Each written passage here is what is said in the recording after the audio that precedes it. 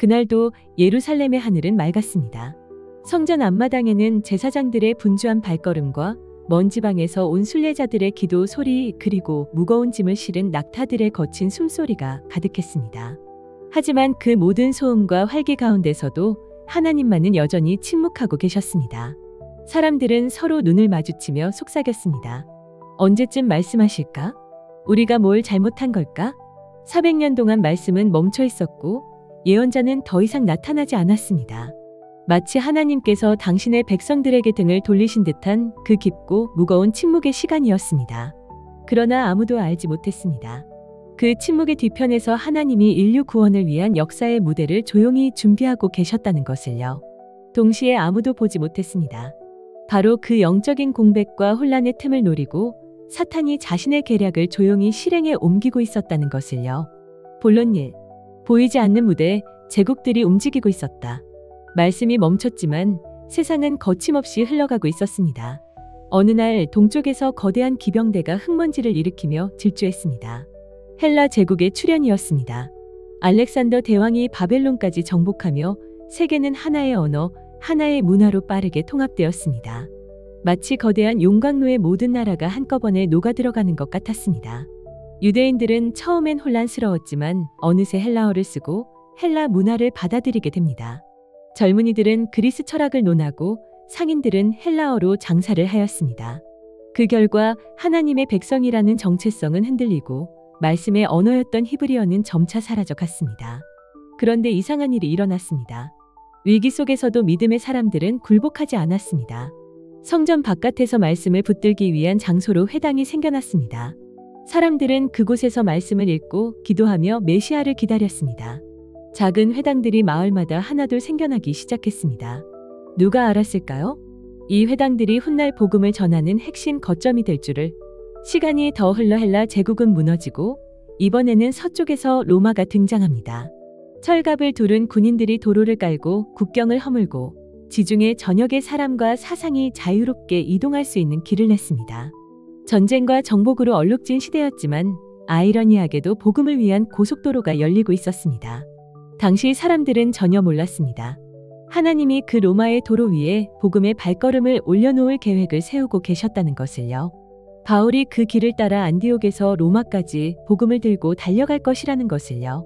모든 것이 우연처럼 보였지만 사실은 그렇지 않았습니다. 무대는 하나님의 시간표대로 정확하고 치밀하게 준비되고 있었습니다. 그리고 그 누구도 상상하지 못했습니다. 그 모든 장엄한 무대의 막이 오를 곳이 마구간이 될 것이라고는 말입니다. 본론이 아무도 보지 못한 하나님의 설계도. 그 시절 유대인들은 기도했습니다. 하나님, 언제 다시 말씀하시겠습니까? 왜 우리를 버리셨습니까?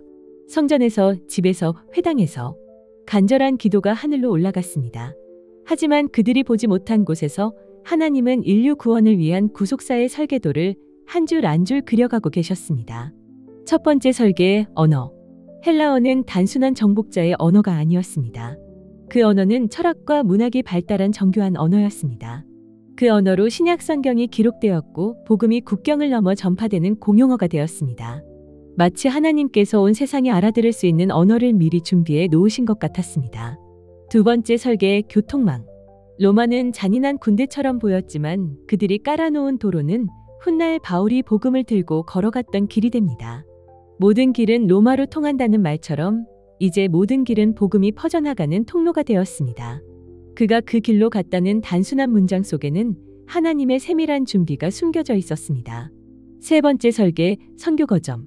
성전이 무너지고 흩어진 유대인들이 곳곳에 회당을 세웠습니다. 아테네에도 고린도에도 에베소에도 어디를 가든 회당이 있었습니다. 그냥 기도하는 장소처럼 보였지만 그곳은 바울이 가장 먼저 들어가 복음을 전하던 선교의 전초기지가 되었습니다. 네 번째 설계, 말씀의 확산. 구약 성경이 정리되고 72역 성경인 헬라어 번역이 널리 퍼졌습니다.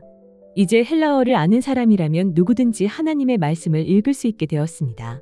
말씀은 히브리어를 모르는 이방인에게도 읽히고 들리게 되었습니다. 이 모든 흐름은 하나의 목표를 향해 정확히 수렴되고 있었습니다. 때가 찼을 때 하나님께서 그 아들을 보내셨습니다. 갈라디아서 4장 4절. 하나님은 침묵하신 것이 아니었습니다.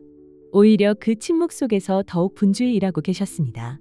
말씀으로, 사건으로, 길로, 사람으로 모든 것을 준비하고 계셨던 겁니다. 우리가 보기엔 멈춘 시간. 그러나 하나님께는 완벽한 타이밍을 위한 정밀한 조율의 시간이었습니다. 본론 3. 조용히 무대를 흐리게 한 자, 사탄의 전략. 무대는 점점 완성되어 가고 있었습니다. 언어도, 길도, 회당도 모두 준비되었습니다. 이제 남은 것은 단 하나, 인류 구원의 주인공이 등장할 그 결정적 순간. 그런데 바로 그 순간을 노리고 있는 존재가 있었습니다. 그 순간을 흐리게 하기 위해 사탄은 조용히 그러나 치밀하게 움직이고 있었습니다. 첫 번째 전략, 거짓 메시아들의 난무. 어둠 속에서 그는 사람들의 마음에 거짓된 희망을 심기 시작했습니다. 이 사람이 메시아다. 저 사람은 로마를 무너뜨릴 지도자야. 갈릴리에서는 유다가, 사마리아에서는 데우다가, 예루살렘에서는 이집트 사람이 각자 자신이 메시아라고 선포했습니다. 수많은 자칭 메시아들이 등장했습니다. 그들은 칼을 들고 민중을 선동했으며 정치적 해방과 민족의 독립을 외쳤습니다. 그들의 외침은 처음엔 기대였지만 하나둘씩 실패하면서 점점 실망과 분노로 변해갔습니다. 사탄은 참 메시아가 오시기 전에 이미 거짓된 메시아들로 백성을 지치게 하고 영적 감각을 무디게 했습니다. 또 다른 메시아 사기꾼이겠지라는 냉소주의가 퍼져나갔습니다.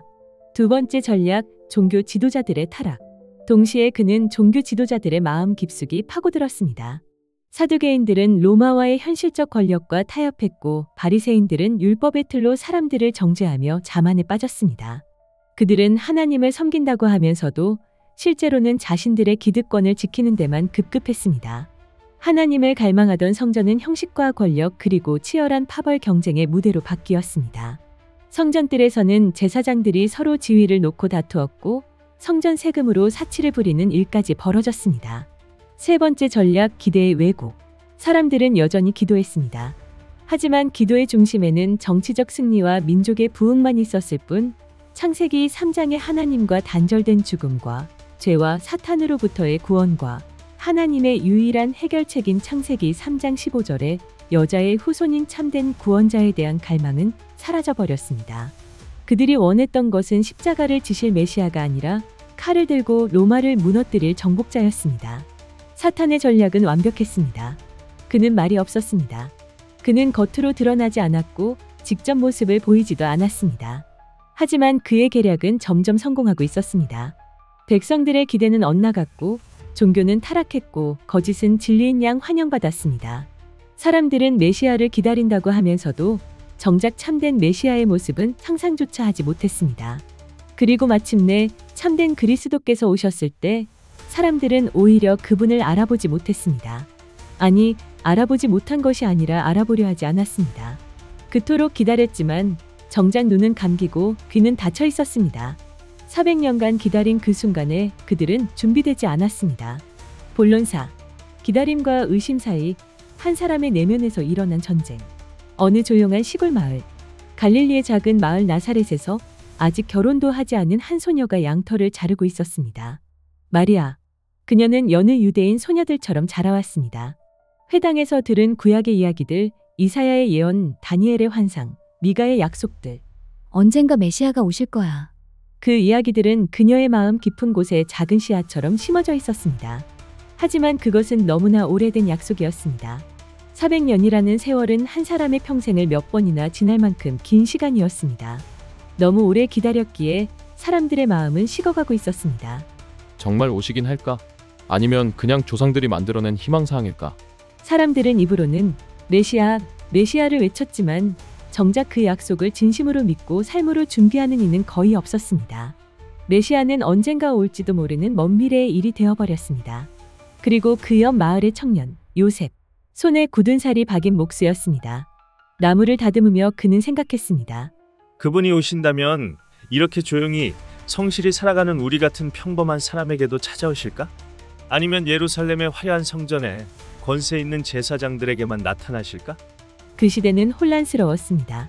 세상은 시끄러웠고 종교는 무거웠고 믿음은 의무가 되었고 하나님이 정말 살아 계신지조차 헷갈리는 날들이었습니다. 거짓 메시아들의 소동 소식이 들려올 때마다 사람들의 마음은 더욱 지쳐갔습니다. 하지만 놀라운 일이 일어나고 있었습니다. 그 의심과 침묵 사이에서 마리아와 요셉은 포기하지 않았습니다. 그들은 여전히 하나님을 사랑했고 여전히 그분의 약속을 믿었습니다. 작은 믿음을 가슴에 품고 말없이 기도하며 기다렸습니다. 주변의 냉소와 회의 속에서도 그들의 마음에는 여전히 작은 불꽃이 타오르고 있었습니다. 아무도 그들을 주목하지 않았습니다. 예루살렘의 대제사장도 로마의 총독도 헤롯 왕도 그들을 알지 못했습니다. 하지만 하나님은 그 조용한 기다림을 보고 계셨습니다. 그리고 마침내 그 평범한 어느 날 밤 아무도 모르게 천사가 조용히 다가와 속삭입니다. 은혜를 입은 자여, 두려워하지 말라. 내가 아들을 낳을 것이다. 그의 이름은 예수. 그 이름의 뜻은 자기 백성을 그들의 죄에서 구원할 자였습니다. 볼로노, 동쪽 끝에서도 누군가는 준비되고 있었다. 서쪽에서는 로마와 헬라가 길을 닫고 있었고 같은 시기 지구 반대편 동쪽에서도 또 하나의 거대한 변화가 일어나고 있었습니다. 수천 리 떨어진 중국 대륙, 춘추 전국 시대 수많은 나라들이 전쟁으로 갈라졌던 그 땅에서요. 7개의 강국이 서로 패권을 두고 치열하게 싸우던 그 시절, 주전 221년 진시 황제가 중국을 하나로 통일합니다. 마치 서쪽의 알렉산더처럼 동쪽에도 통일의 바람이 불기 시작했습니다. 한자라는 통일 문자가 정리되고 도로와 운하가 개통되며 하나의 거대한 나라가 세워졌습니다.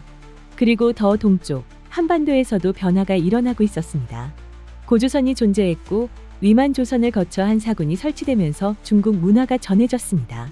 주전 57년경에는 신라가, 주전 37년경에는 고구려가, 주전 18년경에는 백제가 건국되면서 삼국시대의 기틀이 마련되었습니다. 이 작은 반도에서도 문자와 철기 문명이 발달하고 중국을 통해 서역의 문물이 조금씩 전해지기 시작했습니다. 시간이 흐르면서 한나라는 중국 전역을 안정시켰고 이제 그 땅에서 서쪽으로 향하는 길이 열리기 시작했습니다. 그것이 바로 지금의 실크로드였습니다. 장안에서 시작해 중앙아시아를 거쳐 로마 제국의 동쪽 경계까지 이어지는 긴 길이었습니다. 그 길을 따라 동양과 서양은 연결되기 시작했습니다. 비단과 향신료, 금과 보석이 오갔고 철학과 종교, 기술과 문화가 서로 만났습니다. 사상과 상품만이 아니라 언젠가는 복음의 씨앗도 함께 전해지게 됩니다. 당시 장안의 상인들도 로마의 무역업자들도 한반도의 왕들도 전혀 몰랐습니다. 이것이 복음을 위한 준비였다고는 그 누구도 생각하지 않았습니다. 하지만 역사의 주관자이신 하나님은 이미 예수이신 그리스도의 이름이 동쪽 땅 끝까지 심지어 한반도에까지 전해질 길과 문과 문화를 조용히 준비하고 계셨던 것입니다. 놀라운 사실이 하나 더 있습니다. 하나님은 이스라엘만 보신 것이 아니었습니다. 작은 팔레스타인 땅만이 아니라 그분의 시선은 온 세상을 향하고 있었습니다. 서쪽으로는 로마의 길이, 동쪽으로는 실크로드가, 그리고 더 동쪽 한반도까지 마치 거대한 십자가 모양으로 길들이 펼쳐지고 있었습니다. 동쪽 끝의 땅에도 하나님은 복음을 위한 길을 미리 깔고 계셨습니다. 수백 년 후 이 길을 따라 네스토리우스파 선교사들이 중국에 복음을 전했고 마테오 리치 같은 선교사들이 동양의 그리스도를 전했습니다. 그리고 훨씬 후에는 한반도에도 복음이 전해져 이 땅이 선교의 중심지가 되었습니다. 모든 것이 우연이 아니었습니다. 복음은 단지 한 민족을 위한 희망이 아니었습니다. 모든 나라, 모든 족속, 모든 세대를 향한 영원한 약속이었습니다. 하나님의 구원 계획은 처음부터 온 인류를 심지어 지구 끝 작은 반도까지도 품고 있었던 것입니다. 결론, 무대에 막이 오르다. 말씀이 육신이 되어 400년. 사람들은 그 시간을 침묵기라고 불렀습니다. 하나님이 말씀하지 않으시는 시간, 예언자가 나타나지 않는 시간이라고 생각했습니다. 하지만 하나님은 단 한순간도 쉬지 않고 계셨습니다. 언어를 준비하셨고 길을 닦으셨고 회당과 문화와 제국의 틈 사이로 말씀의 길을 내고 계셨습니다. 서쪽에서는 로마의 도로가, 동쪽에서는 실크로드가, 그리고 세계 곳곳에 흩어진 회당들이 모든 것이 복음을 위한 무대였습니다. 그리고 마침내 무대에 불이 꺼진 듯 보였던 바로 그 순간 성경은 새로운 장을 열며 단 한 줄의 말씀으로 시작됩니다. 아브라함과 다윗의 자손 예수 그리스도의 계보라. 마태복음 1장 1절. 드디어 약속이 성취되었습니다. 말씀이 육신이 되어 이 땅에 오셨습니다. 아브라함에게 주신 약속, 다윗에게 주신 언약, 선지자들이 외쳤던 그 메시아가 베들레헴의 작은 마구간에서 태어나셨습니다. 그 어떤 무대보다 조용하게, 그 어떤 왕보다 낮은 자리에서, 그러나 그 어떤 사건보다도 위대하게 예수는 그리스도로 오셨습니다. 이제 모든 것이 명확해졌습니다. 침묵 같았던 400년은 실은 하나님의 마스터 플랜이 치밀하게 진행되던 시간이었습니다. 헬라어는 복음을 전할 언어가 되었고, 로마의 길은 선교사들의 통로가 되었고, 회당은 복음의 거점이 되었습니다. 사탄은 거짓 메시아들로 방해했지만 결국 실패했고, 사람들은 의심하고 포기했지만 길은 완벽하게 준비되었고, 하나님은 단 한순간도 멈추지 않으셨습니다. 그리고 여기 중요한 메시지가 있습니다. 지금도 당신의 인생이 침묵기처럼 느껴지는 바로 이 순간에도 하나님은 조용히 그러나 확실하게 일하고 계십니다. 당신이 보지 못하는 곳에서 길을 준비하시고 당신이 알지 못하는 사이에 말씀을 심으시며 당신이 기대하지 못한 방법으로 결국엔 예수는 그리스도이심을 반드시 드러내실 것입니다. 400년 전의 마리아와 요셉처럼 지금의 우리도 작은 믿음으로 기다리면 됩니다. 하나님의 때는 반드시 옵니다. 그리고 그때는 우리가 상상했던 것보다 훨씬 더 완벽할 것입니다. 이제 침묵은 끝났습니다. 드디어 말씀의 시대가 시작되었습니다. 그리고 그 말씀은 오늘도 당신의 삶에서 역사하고 계십니다.